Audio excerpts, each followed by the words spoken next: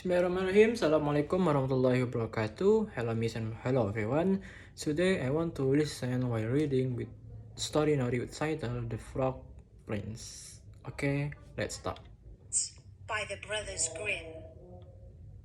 Hello, this is Natasha, and Prince Bertie the Frog has commanded me to tell you a story that is very close to his heart. It's all about a frog who loved a princess, but she didn't love him back because he was just a frog.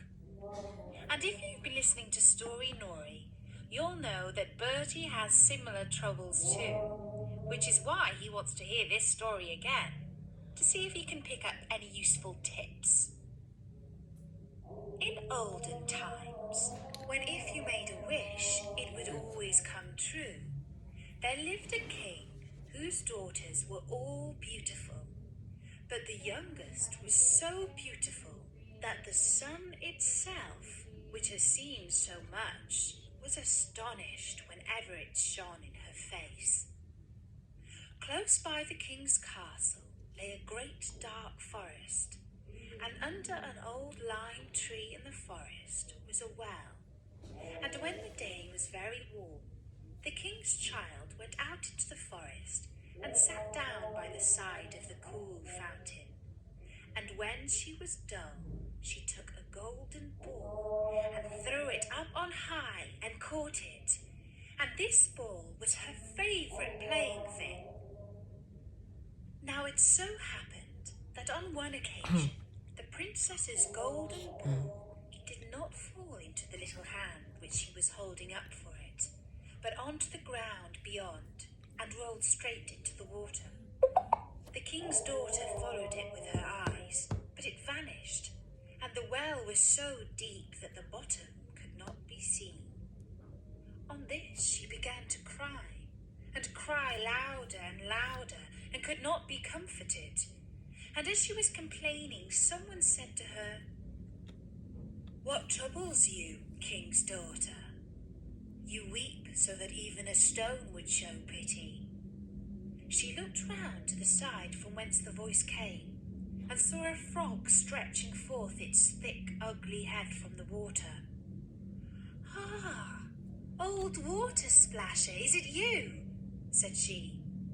"I am weeping for my golden ball, which has fallen into the well." "Be quiet, and do not weep," answered the frog. "I can help thee. But what wilt thou give me?" "Whatever you will have, dear frog," said she. "My clothes, my pearls and jewels, and even the golden crown which I'm wearing." The frog answered, "I do not care for clothes, thy pearls and jewels, or thy golden crown. But if you will love me, and let me be thy companion and playfellow, and sit by thee at thy little table, and eat off thy little golden plate, and drink out of thy little cup, and sleep in thy bed, if thou wilt promise me this, I will go down below, and bring thee thy golden ball up again." "Oh yes," said she, "I promise thee all you wish, if you will but bring my ball back again." She, however, thought, "How silly that frog does talk. He lives in the water with the other frogs and croaks, and can be no companion to any human being." But the frog, when he had received this promise, put his head into the water and sank down, and in a short while came swimming up again with the ball in his mouth, and threw it onto the grass. The king's daughter was delighted to see her pretty plaything once more, and picked it up and ran away with it. "Wait, wait," said the frog. "Take me with thee." But what did it avail him to scream his croak, croak after her as loudly as he could? She did not listen to it, but ran home and soon forgot the poor frog, who was forced to go back into his well once more. The next day, when she had seated herself at table with the king and all the courtiers, and was eating from her little golden plate.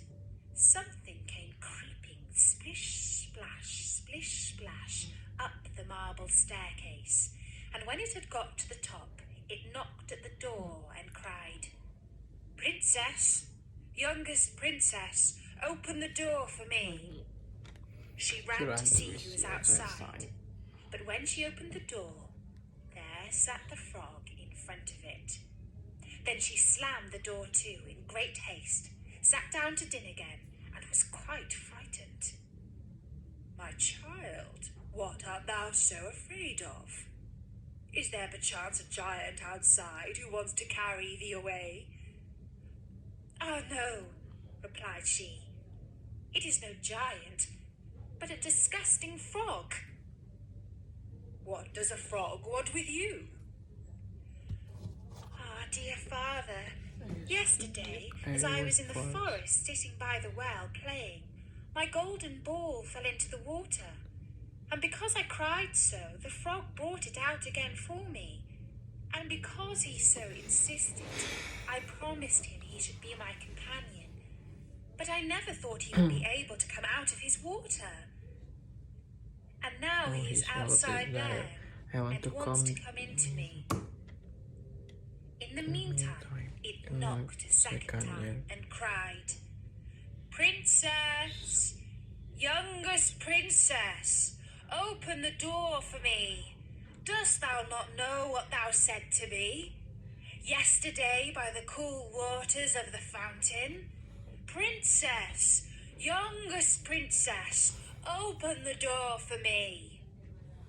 Then said the king, "That which you have promised you must do.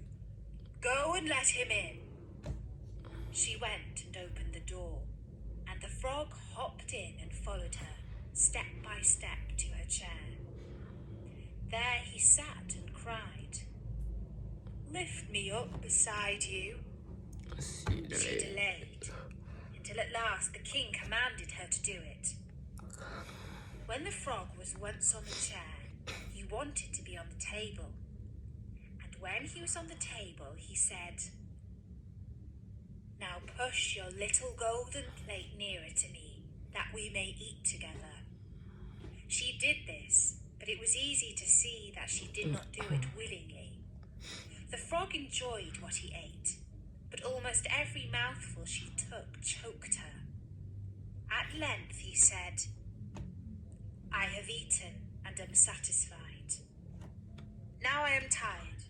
Carry me into thy little room and make thy little silken bed ready, and we will both lie down and go to sleep." The king's daughter began to cry, for she was afraid of the cold frog, which she did not like to touch, and which was now to sleep in her pretty, clean little bed. But the king grew angry and said, "He who helped thee when thou wert in trouble ought not afterwards to be despised by thee." So she took hold of the frog with 2 fingers, carried him upstairs, and put him in the corner.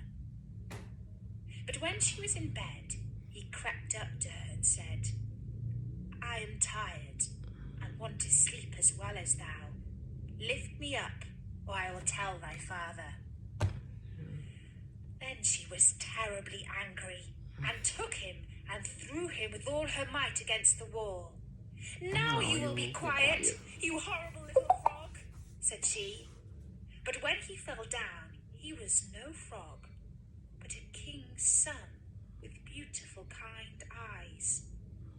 He, by her father's will, was now her dear companion and husband. Then he told her how he had been bewitched by a wicked witch, and how no one could have delivered him from the well but herself, and that tomorrow they would go together to his kingdom. Then they went to sleep, and next morning when the sun awoke them, a carriage came driving up with 8 white horses, which had white ostrich feathers on their heads, and were harnessed with golden chains. And behind stood the young king's servant, Faithful Henry. Faithful Henry had been so unhappy when his master was changed into a frog, that he had caused 3 iron bands to be laid round his heart, in case it should burst with grief and sadness. The carriage was to conduct the young king into his kingdom. Faithful Henry helped them both in, and placed himself behind again, and was full of joy because of this wonderful end to their troubles. And when they had driven a part of the way, the king's son heard a cracking behind him, as if something had broken. So he turned round and cried, "Henry, the carriage is breaking." "No, master, it is not the carriage. It is a band from my heart, which was put there in my great pain when you were a frog and imprisoned in the well." Again and once again, while they were on their way, something cracked, and each time the king's son thought the carriage was breaking. But it was only the bands which were springing from the heart of the faithful Henry, because his master was set free and was happy. And that was the Storynory of the Frog Prince. Okay, I think that's all for today.